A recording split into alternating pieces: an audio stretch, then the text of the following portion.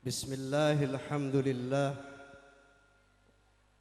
Alhamdulillahilladzi hadan nasa ila hayatin tayyibatin fid dunya wal akhirati bi syari'atil Islam.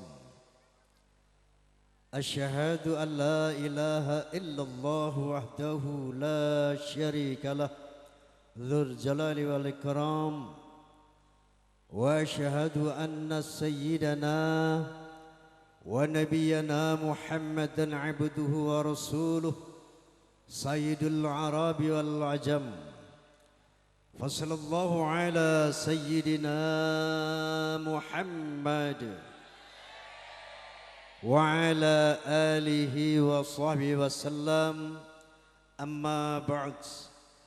Al-mukarramun, para alim yang ulama, para habaib yang saya muliakan, wabil khusus sahibul bait Bapak Kiai Haji Rifqan Aradi, bapak-bapak pejabat sipil TNI maupun Polri yang saya hormati, Banser yang saya banggakan, juga Forsa yang saya banggakan.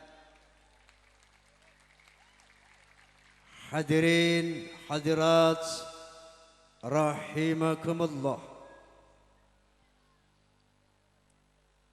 Sekian lama engkau menunggu untuk kedatanganku.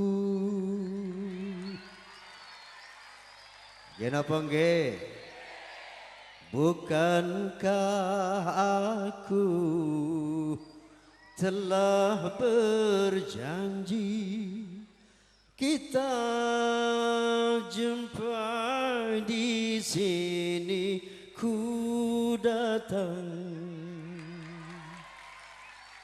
Kini ku datang padamu, senyumlah. Sambutlah kedatanganku. Terus oh isa. Hadirin wal hadirat, bisa dikerasin enggak ini monitor ya Mas? Kita kumpul di sini dalam rangka lulusan sekolah ya, imtihan.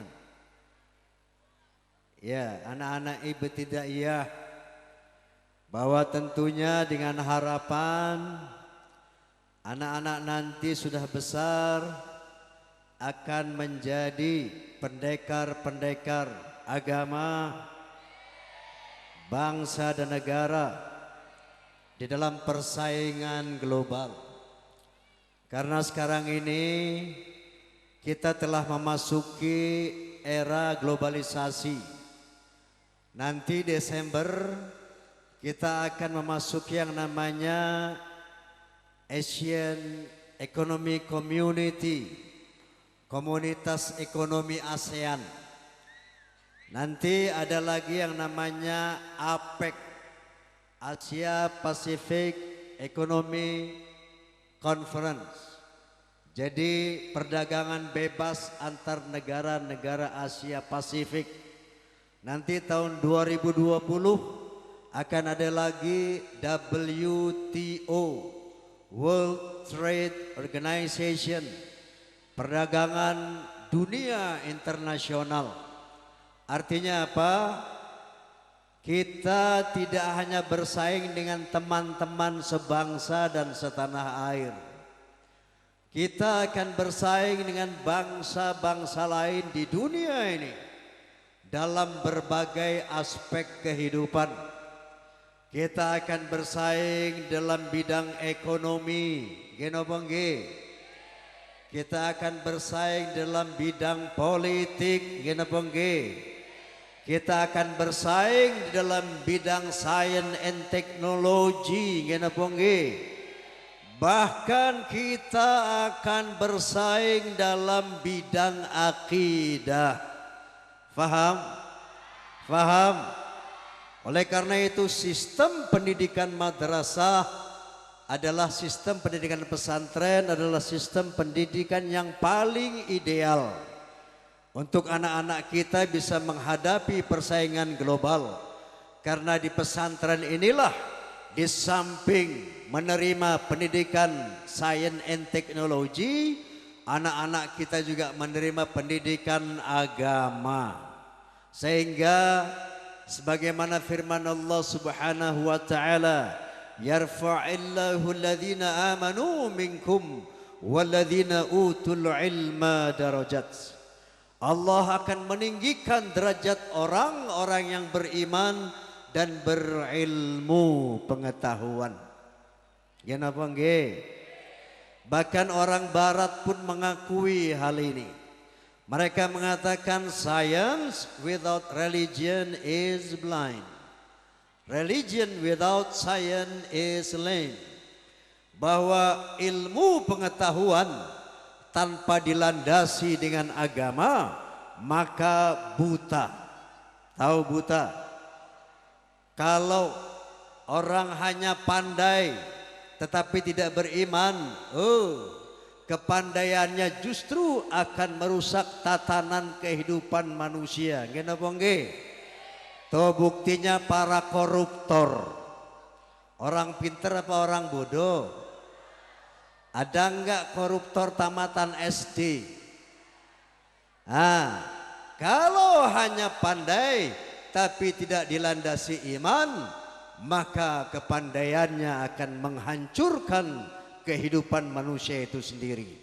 Sebaliknya, kalau cuma agama tanpa ilmu kepengetahuan, kita akan ketinggalan zaman dengan bangsa-bangsa lain.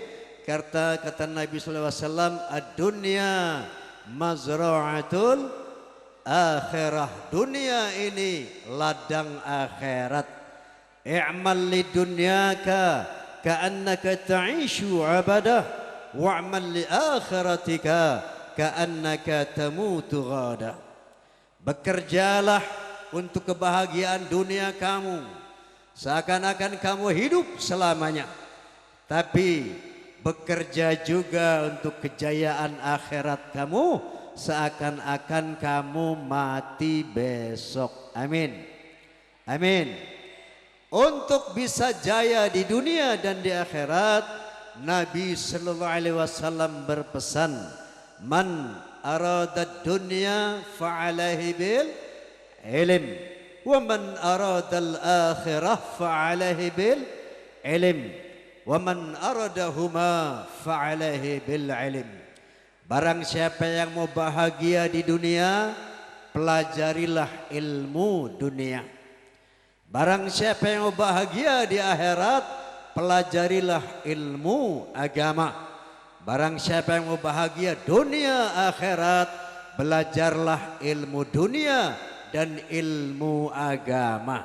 Nah, pesantren adalah sistem pendidikan yang paling tepat untuk melahirkan kader-kader yang betul-betul memiliki kecerdasan intelektual dan ketegaran kekokohan iman. Amin Allahumma. Boleh saya minum? Boleh.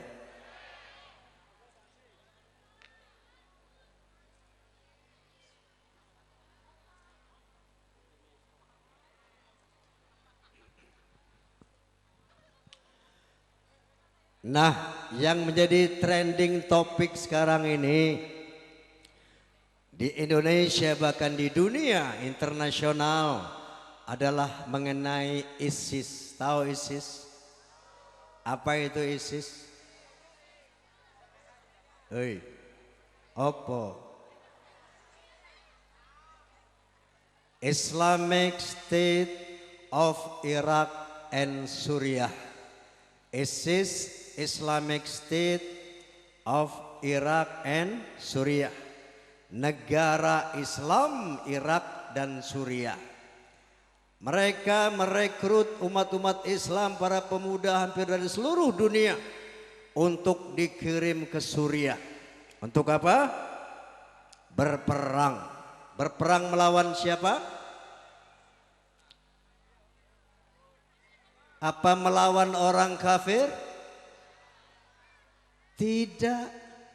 Berperang untuk melawan saudaranya sendiri sesama umat Islam. Kenapa nggih? Kenapa nggih? Di Yaman yang namanya Wahabi sama Syiah berbunuh-bunuhan, perang saudara. Di Mesir yang namanya Ahlus Sunnah wal Jamaah dengan yang namanya orang lain berbunuh-bunuhan, perang saudara. Di Irak umat Islam berbunuh-bunuhan, perang saudara. Sekarang di Suriah umat Islam berbunuh-bunuhan, perang saudara. Nah, ini harus jadi perhatian kita umat Islam Indonesia. Ya. Kenapa mereka perang? Di samping faktor politik ada juga faktor takfiriyah. Saling mengkafirkan sesama saudara muslim, saling membid'ahkan sesama saudara muslim. Di sini ada enggak kelompok Islam yang mengkafirkan sesama muslim? Ada apa enggak? Nah, kalau ada, ini harus diwaspadai dan nasihati mereka, ya. Jangan bersikap provokatif, bersikap mengadu domba, bersikap memancing kerusuhan.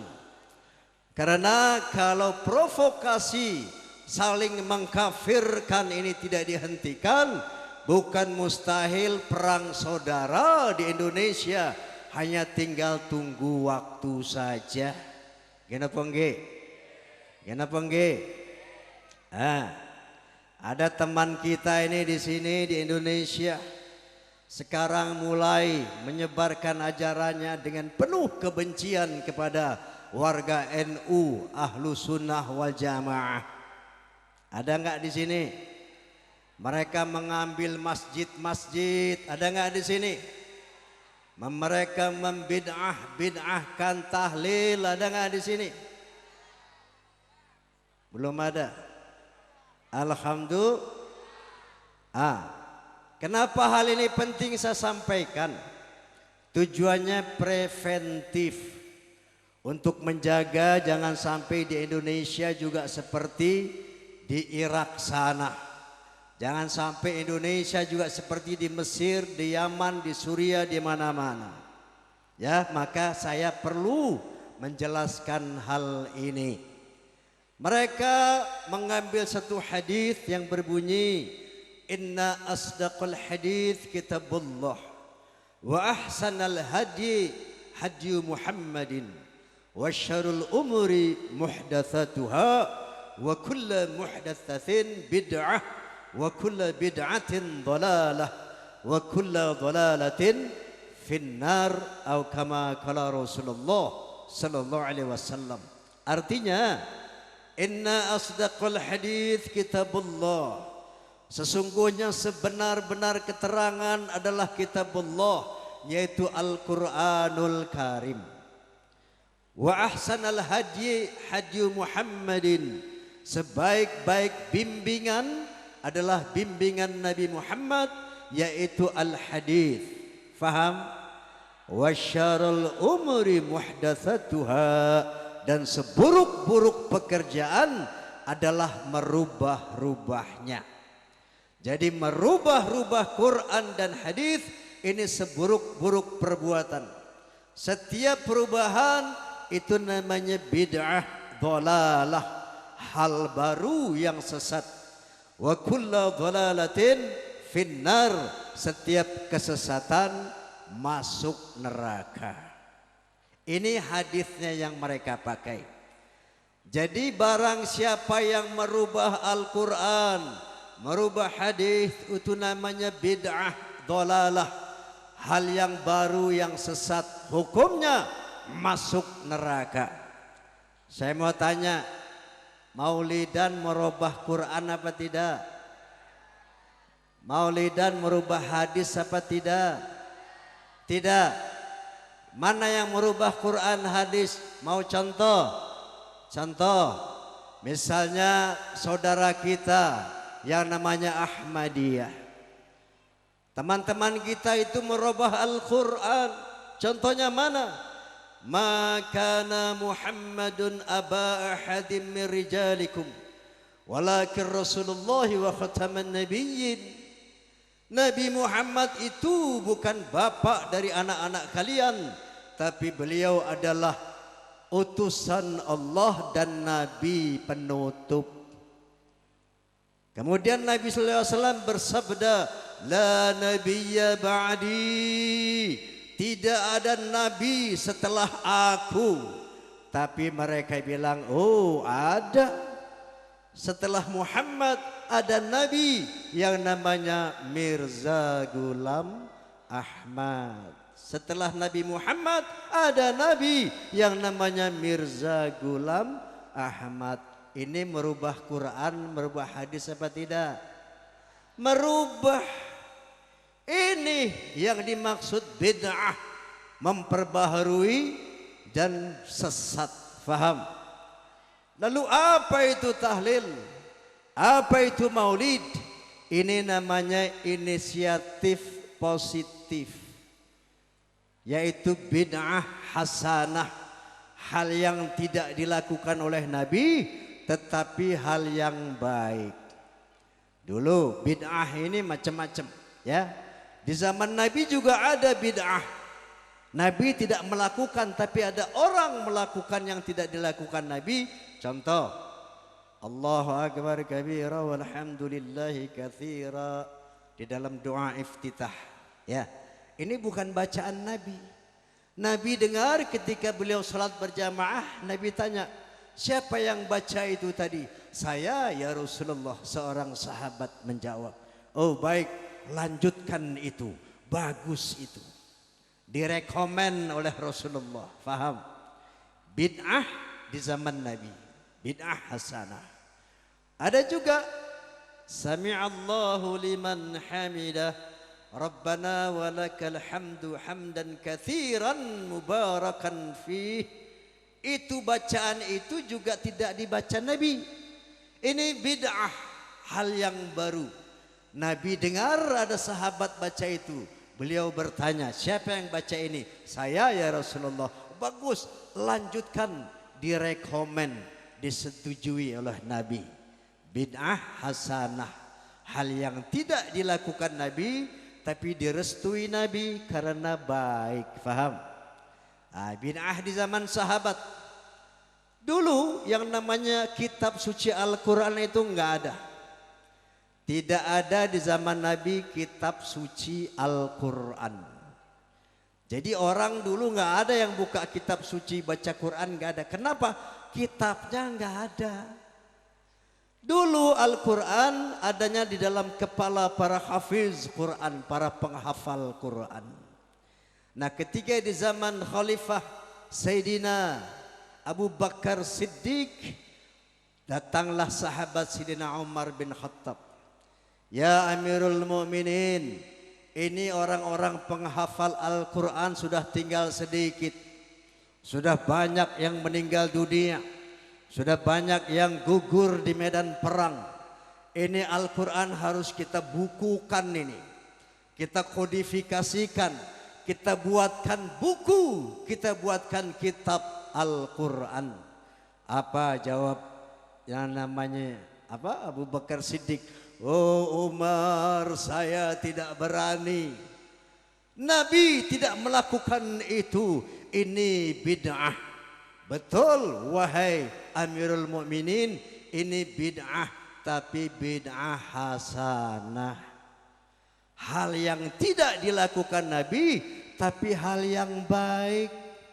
Seandainya kitab suci Al-Quran saat itu tidak dibuat, orang penghafal Al-Quran pada meninggal dunia, pasti Indonesia nggak kenal Islam, gini apa nggih? Pasti dunia tidak akan tahu apa itu Islam, gini apa nggih? Jadi kitab suci Al-Quran adalah bid'ah hasanah, hal yang tidak dilakukan Nabi, tapi ini baik untuk kemaslahatan umat. Ini contoh-contoh bid'ah hasanah. Mereka saudara-saudara kita kaum Salafi Wahabi mengkafir-kafirkan Wali Songo. Itu Wali Songo kafir. Kenapa? Karena mengajarkan klenik katanya. Padahal kalau nggak ada Wali Songo, Jawa ini masih kafir. Kenapa nggih? Pulau Jawa ini dulu agamanya Hindu, Mas. Lihat bekas-bekasnya, candi-candi, Candi Borobudur, Candi Mendut, macam-macam candi. Itu dulu Pulau Jawa ini Hindu. Yang mengislamkan saudara-saudara kita dari Hindu adalah Wali Songo. Kenapa nggih? Wali Songo mengislamkan orang kafir, Wahabi mengkafirkan orang Islam. Inna lillahi wa inna ilaihi raji'un. Lalu apa itu tahlilan? Apa itu yang namanya maulidan? Ini namanya bid'ah hasanah. Hal yang tidak dilakukan Nabi tapi bagus untuk menambah keimanan umat Islam. Kenapa nggih? Kalau nggak ada maulid lupa kita sudah sama Nabi, betul? Maulid Nabi setiap tahun kita lakukan dalam rangka terus mengingat jasa-jasa Rasulullah sallallahu alaihi wasallam, sehingga kita dari tahun ke tahun semakin cinta, semakin taat kepada Rasulullah. Ini bid'ah hasanah, paham? Makanya kata Nabi sallallahu alaihi wasallam, man sanna hasanatan sunatan, man sanna sunatan hasanatan falahu ajruha wa ajru man amila biha. Barang siapa yang melakukan hal-hal yang baik, maka dia akan mendapat pahalanya dan pahala dari orang-orang yang mengikutinya. Tapi sebaliknya, wa man sanna sunnatan sayyi'atan fa alaihi wizruha wa wizru man amila biha. Barang siapa yang melakukan hal-hal yang buruk, maka dia akan mendapat dosanya dan dosa dari orang-orang yang mengikutinya. Faham? Faham? Nah, kita mau menyongsong Ramadan, ya. Mari kita ciptakan iklim yang kondusif di bulan Ramadan ini. Mari kita wujudkan ukhuwah Islamiyah di bulan Ramadan ini. Jangan lagi ada saudara-saudara kita sesama umat Islam saling membid'ahkan, saling mengkafirkan, saling menyalahkan. Nanti ada yang pakai doa kunut, ada yang enggak kunut. Nanti ada yang tarawehnya 11 rakaat, ada yang 23 rakaat. Kenapa nggih? Saya mau tanya, sing baca kunut sama yang enggak baca kunut, yang mana yang benar? Oi, kamu tarawih berapa rakaat? 23. Di sana 8, 11 rakaat. Yang mana yang benar? Yang 11 apa yang 23? Hah? Yang 23. Yang 11 salah apa benar? Itu. Jadi tolong dijaga ya persatuan ukhuwah Islamiyah. Sebab yang namanya yang 8, yang 11, 23, bahkan Uthman bin Affan itu 39 rakaat. Sayyidina Uthman, ya. Silakan saja mau 1000 rakaat, enggak apa-apa, wong sunat kok. Enggak tarawih aja enggak dosa kok.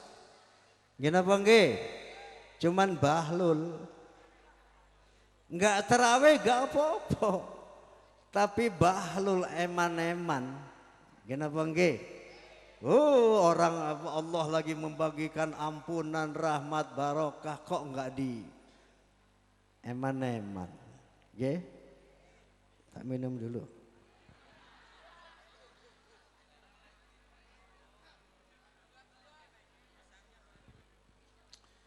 Kiai Haji Zainuddin MZ almarhum, Allahumma ighfir lahu amin, warhamhu amin, wa'afihi amin. Beliau pernah bilang begini, mubaligh itu ibarat mobil jalan, jadi perlu bensin. Kalau mustami'in mustami'at itu ibarat mobil mogok, jadi nggak perlu bensin. Paham? Paham? Tak ngombisik.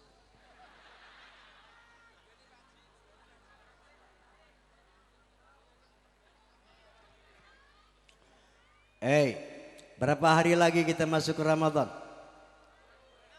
Insya Allah 27 ya. Ini Nabi sallallahu alaihi wasallam bersabda, "Idza jaa Ramadan tuftahu fihi abwabul jinan wa tughlaqu fihi abwabul jahim wa tughallu fihi syayatin." Atau kama qala Rasulullah sallallahu alaihi wasallam. Kata Nabi sallallahu alaihi wasallam, kalau datang bulan Ramadan maka dibuka pintu-pintu surga, ditutup pintu-pintu neraka, dan diikat para setan. Jadi ini jangan diartikan secara harfiah, jangan dibayangkan, enak ini bulan Ramadan ini pintu surga terbuka, neraka tertutup. Jadi kalau ada maling mati di bulan Ramadan masuk surga. Bukan itu maknanya. Yang dimaksud dengan pintu surga terbuka, pintu neraka tertutup, peluang buat masuk surga itu sangat besar di bulan Ramadan. Peluang untuk menghindarkan diri dari api neraka sangat besar di bulan Ramadan. Betapa tidak Allah Subhanahu wa taala berfirman dalam satu hadis qudsi, "Qad azallakum syahran azimun mubarak, syahrun fihi lailatun khairum min alfi syahr. Syahrun man adda fihi bi khaslatin min al khair kana kaman adda fariidatan fi ma siwah. Wa man adda fihi fariidatan kana kaman adda sab'ina fariidatan fi ma siwa." Allah Subhanahu wa taala berfirman dalam satu hadis qudsi, "Sungguh telah datang satu bulan yang agung menaungi kamu, di mana di dalam bulan itu ada satu malam yang lebih baik dari 1000 bulan." Malam apa? Malam Lailatul Qadar. Dari sepanjang tahun cuma satu malam saja yang kualitasnya lebih dari 1000 bulan. Pak, 1000 bulan itu berapa tahun? 83 tahun kurang lebih. Seandainya ada seorang hamba Allah beribadah, entah sholat, entah baca Quran di bulan Ramadan, maka pahalanya seperti dia sholat baca Quran selama 83 tahun lebih. Itu cuma ada di bulan Ramadan.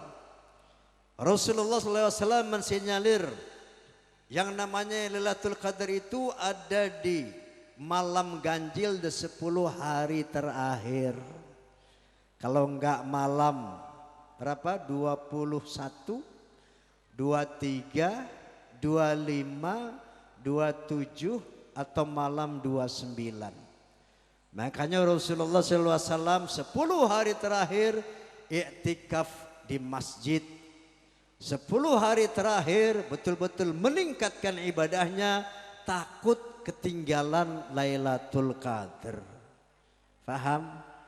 Makanya kita jaga itu. Satu. Lalu kata Allah kemudian, "Man adda fihi bi khaslatin minal khair kana kaman adda fariidatan fi ma siwah." Barang siapa yang melakukan perbuatan baik di bulan Ramadan, maka pahalanya seperti melakukan perbuatan wajib di bulan yang lain. Barang siapa yang melakukan perbuatan wajib, maka pahalanya seperti melakukan 70 kali perbuatan wajib di bulan yang lain. Jadi pahalanya itu berlipat-lipat ganda di bulan Ramadan. Sampai-sampai Rasulullah bersabda, "Lau ya'lamul ibadi ma fi Ramadan, latamannat ummati an takuna sanatu kulluha Ramadan." Seandainya umatku tahu betapa pahala begitu besar di bulan Ramadan, pasti mereka menginginkan seluruh bulan adalah Ramadan, jangan ada bulan-bulan lain. Ini artinya apa? Peluang yang sangat besar kalau mau masuk surga, maka berpuasalah di bulan Ramadan. Amin. Kedua, bahwa ini juga peluang yang besar bagi orang yang enggak mau masuk neraka. Kenapa? Nabi sallallahu alaihi wasallam bersabda, "Man shoma Ramadhana imanan wa ihtisaban, ghufir lahu ma taqaddama min dhanbihi." Barang siapa yang berpuasa di bulan Ramadan dengan penuh keimanan, dengan penuh perhitungan, maka akan dihapuskan seluruh dosa-dosanya yang telah lalu. Artinya tidak akan masuk neraka. Faham? Dan yang ketiga, setan diikat. Jangan dibayangkan, oh bulan Ramadan ini asik, tidak ada kemaksiatan, nggak ada kejahatan. Kenapa? Karena setan diiketin di pohon kelapa, setan diiketin di tiang-tiang listrik. Bukan itu maknanya. Setan diikat itu oleh siapa? Oleh orang yang berpuasa. Allah Subhanahu wa taala berfirman, "Ya ayyuhalladzina amanu dukhulu fis silmi kaffah wala tattabi'u khutuwati syaitan innahu lakum aduwwum mubin." Wahai orang-orang yang beriman, masuklah ke dalam Islam secara sepenuhnya. Jangan ikuti hawa nafsu syaitan, karena syaitan itu musuhmu yang nyata. Artinya apa Pak, Bu? Kita suruh perang lawan setan, wani? Wani sama setan? Sudah tahu setan yang mana? Bu, setan yang mana Bu? Yang tingginya sak pohon kelapa, yang matanya sebesar bola bleter, yang jarinya sebesar-besar pisang Ambon. Yang mana setan Bu? Hei, sing endi? Nabi sallallahu alaihi wasallam bersabda, "Inna syaitana yajri min ibni Adam majrad dam."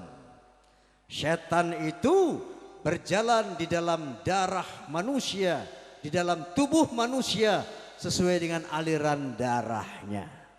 Jadi ini setan semua ini. Di dalam kita ada syaitan. Di mana? Dia berjalan sesuai dengan aliran darah kita, kemudian berpangkalan di hati. Lalu apa kerjanya? Alladzi yuwaswisu fi sudurin nas. Dia berbisik-bisik di dalam hati kita. Mbak Yu, mau ngapain puasa?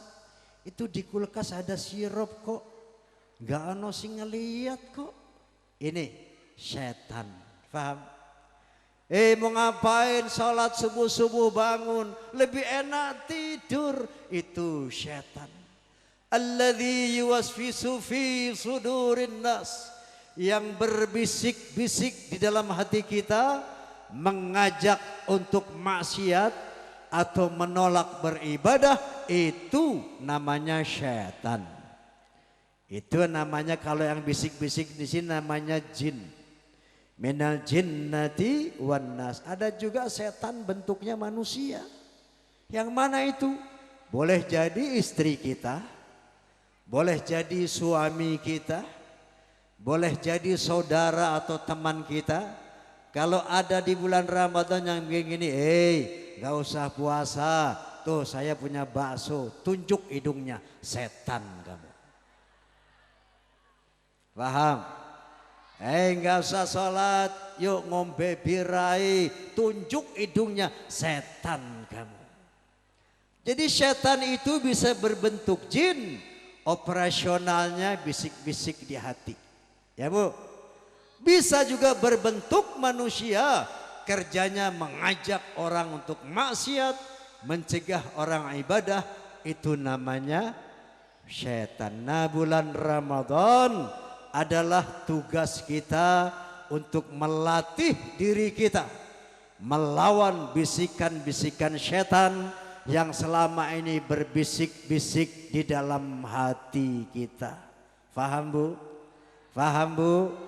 Dengan berpuasa mari kita lawan setan yang berbisik-bisik, kita patahkan pengaruh setan dari lingkungan yang tidak benar, yang menganjurkan kita maksiat, yang mencegah kita ibadah. Ini peluang di bulan Ramadan ini untuk masuk surganya Allah, peluang untuk menghindarkan diri dari nerakanya Allah, dan peluang untuk melatih diri kita berkuasa atas pengaruh setan. Karena semua orang yang menderita di dunia itu karena dia dikendalikan oleh setan. Kenapa nggih? Kenapa orang sakit jantung, sakit stroke? Karena ngombe. Kenapa ngombe? Ngikuti setan. Betul?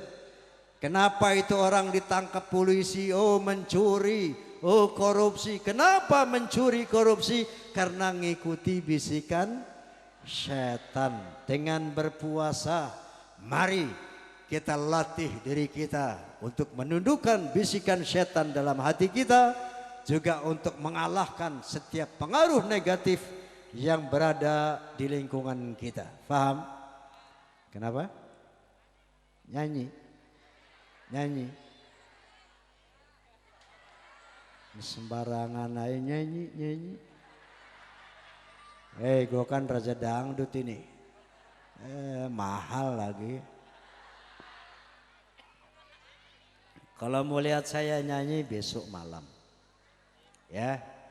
Ibu bapak nggak usah sibuk-sibuk cari saya. Besok saya datang ke rumah ibu, ke rumah bapak masing-masing, saya nyanyi. Ya, besok tunggu jam 8 ya.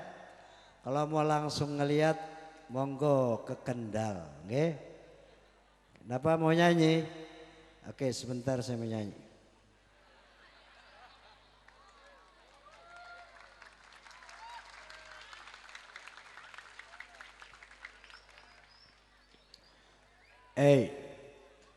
Oke, saya mau tutup ceramah saya dengan sebuah lagu.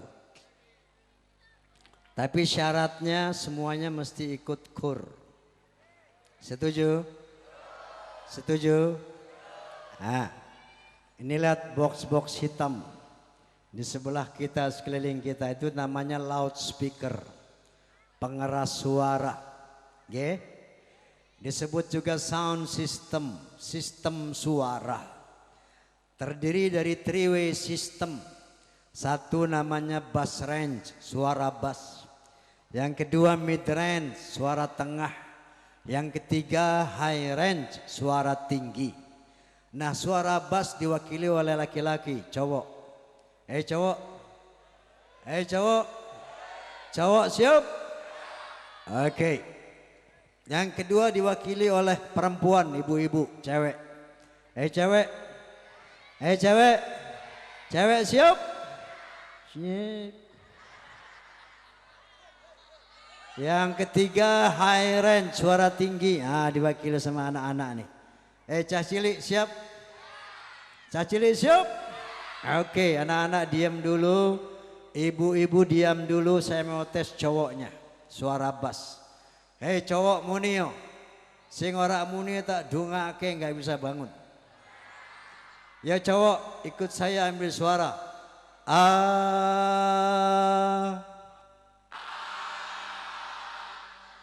Itu suara bass. Sekarang mid range, suara tengah perempuan. yang gadis, yang janda, ada janda? Yang tua nggak usah ngacung. Yang bersuami, yang nenek-nenek semuanya nyanyi. Kalau ada gadis nggak nyanyi tak dungake, jodohmu adoh. Makanya nyanyi daripada nggak kawin-kawin kamu. Yang punya suami nggak mau nyanyi tak dongake, suamimu kawin neh. Makanya nyanyi. Nenek-nenek juga nyanyi nek. Kalau ada nenek nggak nyanyi tak dongake, nggak bisa kentut telung wulan. Ayo perempuan ambil suara.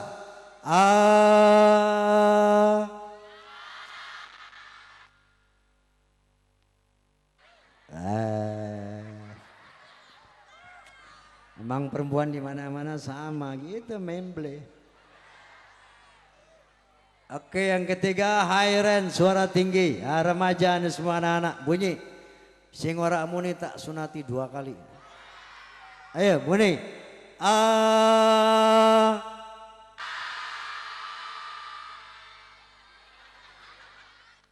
Memang anak kecil ini kayak cabai rawit, sedikit pedas. Oke, bass range, mid range, high range. Laki-laki, perempuan, anak-anak semuanya ambil suara sama-sama. Semuanya.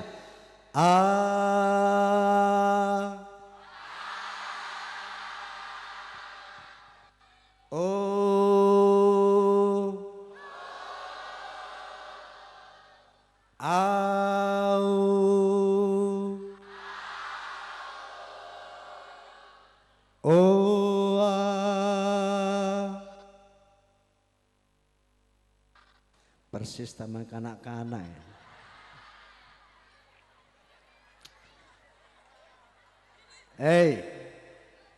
Sekarang latihan kur ya. Kurnya ada 2, ada berapa? 2. Yang pertama wirid hey. Apa? Wirid hey. Kalau tangan saya jatuh muni hey. Lihat. Hey. Bisa? Tangan jatuh bunyi. Hey, bisa? Coba, iya. Lagi.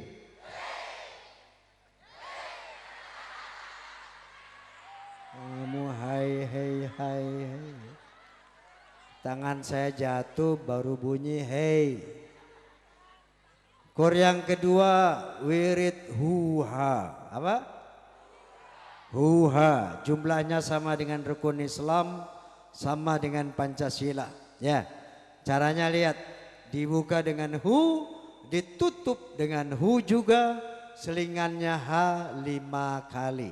Lihat, hu ha hu ha hu, 5 kali.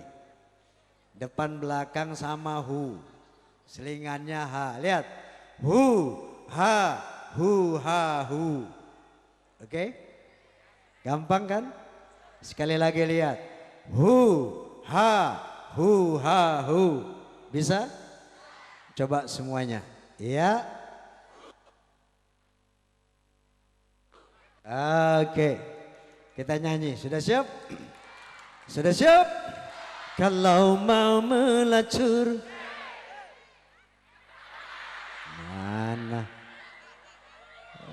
Siap. Siap apa kamu?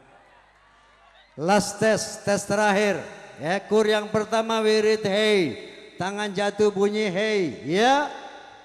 Yang keras. Yang kedua hu ha hu. Ya. Oke, jangan lupa lagi. Ya. Kita menyanyi. Sudah siap? Sudah siap? Kalau mau melacur harus pakai uang. Kalau mau berjudi harus pakai uang.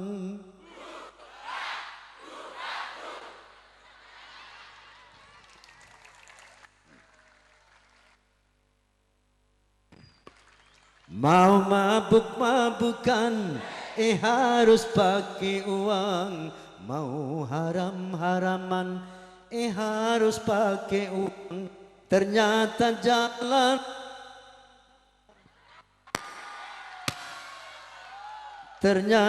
jalan ke neraka mahal harganya, walaupun mahal anehnya. Banyak yang suka. Kenapa nggih? Masih banyak yang mabuk-mabukan. Saking cintanya Allah kepada manusia, neraka, makanya itu ehonya jangan dirubah-rubah ya, biasa aja ehonya kayak tadi aja, Mas. Neraka ditarif dengan harga mahal.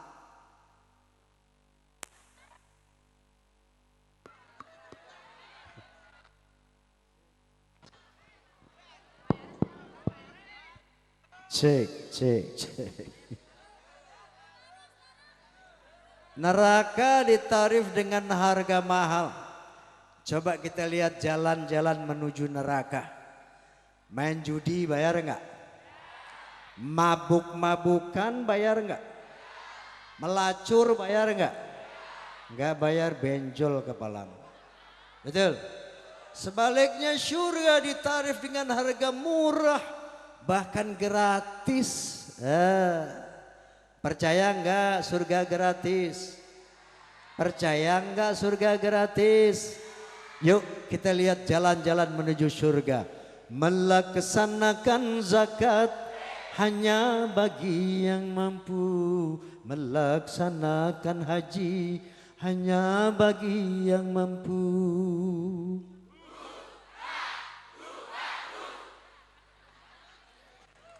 Mengerjakan sembahyang tidak usah membayar. Mengerjakan puasa tidak usah membayar.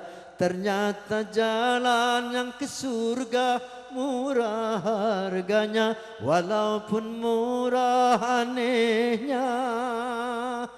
Banyak yang ogah. Kenapa nggih? Masih banyak yang belum sholat. Saya mau tanya, sudah tahu surga belum? Sudah tahu surga belum? Surga belum tahu? Sama. Orang belum mati, betul? Paling tidak mau tahu nggak surga kayak apa? Mau tahu? Ada satu hadis qudsi. Ada hadis qudsi di mana Allah menjelaskan tentang surga. Dalam firman-Nya, a'datu li'ibadiyas salihin ma la 'ainun ra'at wa la udhunun sami'at wa la khatara 'ala qalbi bashar. Ahlan wa sahlan.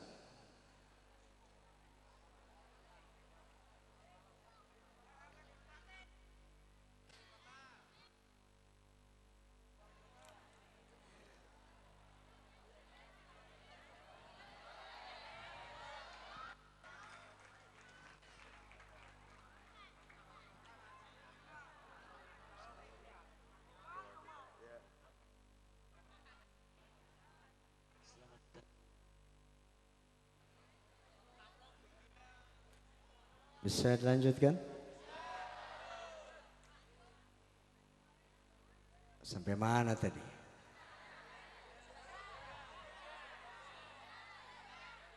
Allah menyatakan a'datul ibadiyas salihin ma la 'ainun ra'at wa la udhunun sami'at wa la khatar 'ala qalbi bashar. Aku sediakan surga untuk orang-orang yang takwa nanti, di mana keindahannya, kenikmatannya, kehebatannya tidak pernah terlihat oleh mata, tidak pernah terdengar oleh telinga, bahkan tidak bisa dihayalkan oleh akal manusia.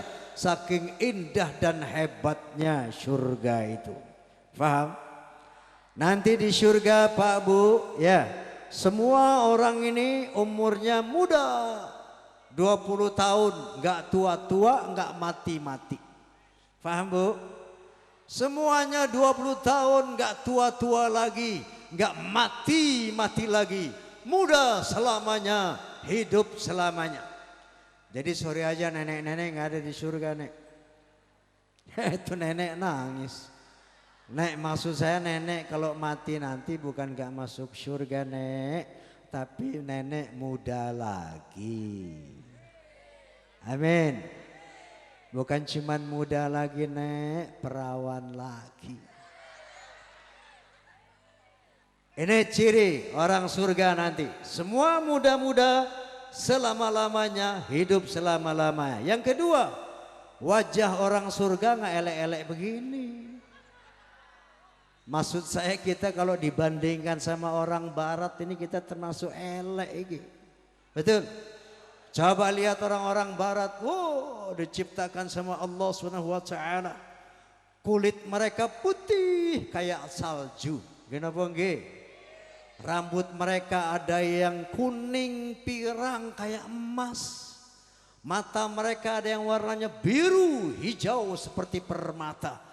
Diciptakan oleh Allah, orang barat begitu indahnya. Sebaliknya saudara kita misalnya di benua Afrika, tahu Afrika?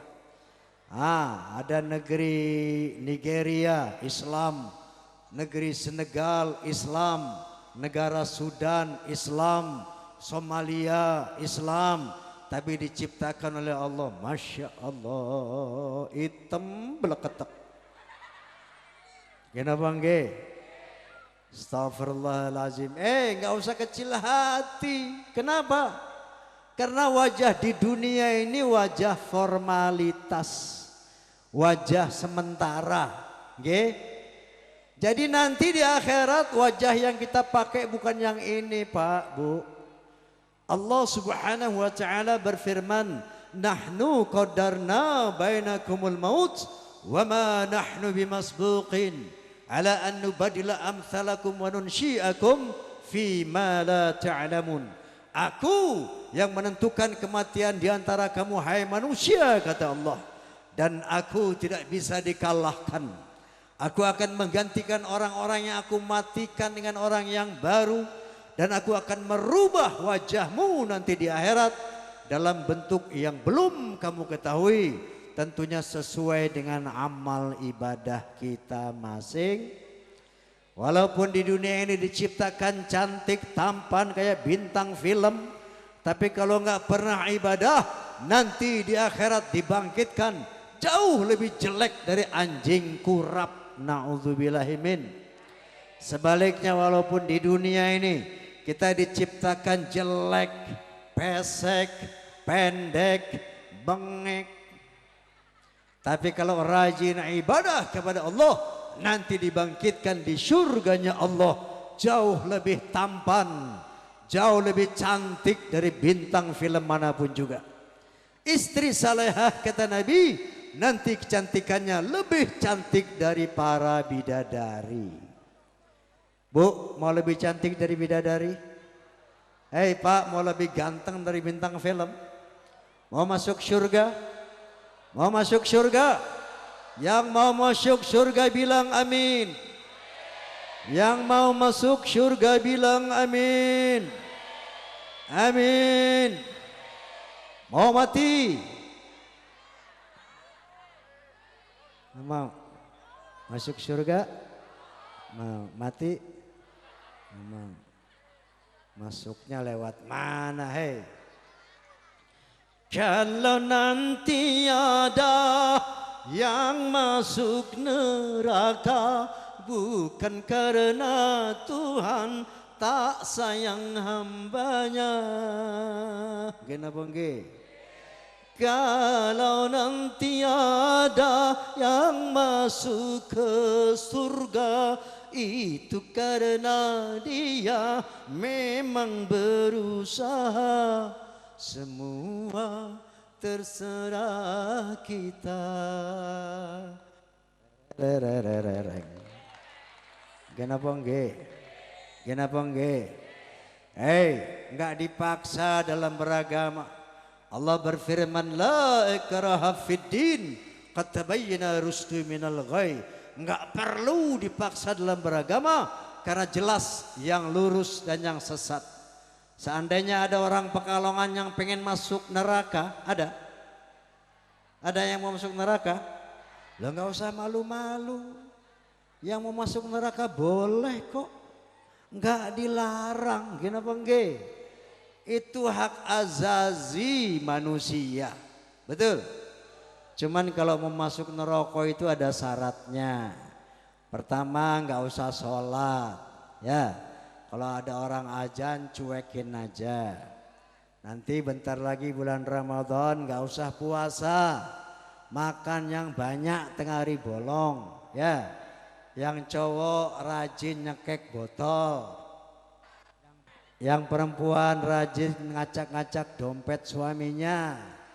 Ya nanti mati dijamin masuk neraka, jangan khawatir. Sebaliknya kalau ada pengen masuk surga, pengen memasuki satu surga Allah yang maha mewah, maha nikmat, muda selamanya, tampan cantik selamanya, hidup selama-lamanya, boleh, siapapun boleh masuk surga. Syaratnya satu, sholat 5 waktu. 2, puasa di bulan Ramadan. 3, punya uang naik haji, bayar zakat, banyak sedekah. 4, puasa di bulan Ramadan, sholat tadi apa lagi? Bayar zakat, naik haji, insya Allah mati nanti masuk surga. Ini sunatullah. Ini aturan main dari Allah. Fal yawma la tuzlamu nafsun syai'a wala tujzauna illa ma kuntum ta'malun. Pada hari akhirat tidak ada seorang manusia yang disiksa, tidak ada seorang manusia yang diberi pahala kecuali sesuai dengan apa yang dia lakukan di dunia. Jadi jangan mimpi nggak pernah ibadah mau masuk surga. Jangan menghayal ahli maksiat mau bebas dari api neraka.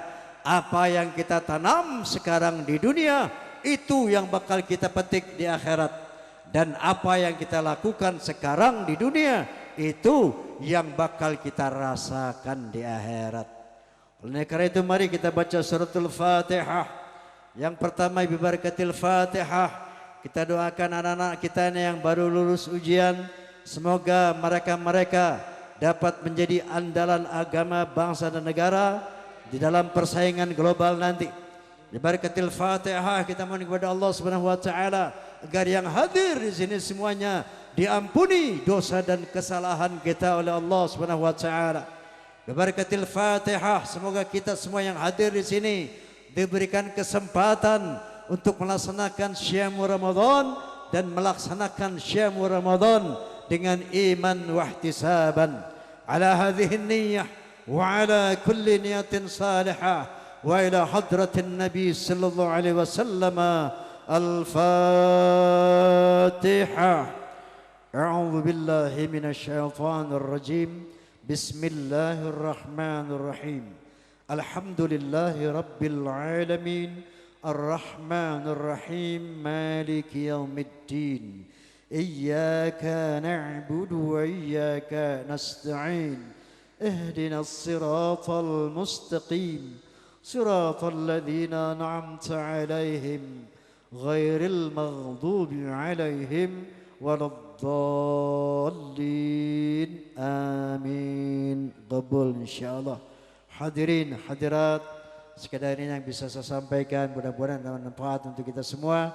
Atas segala kekurangan, kehilafan saya Roma Irama mohon dibuat pintu maaf yang sebesar-besarnya, dan sampai jumpa besok malam di acara Soneta menyongsong Ramadan di Kendal.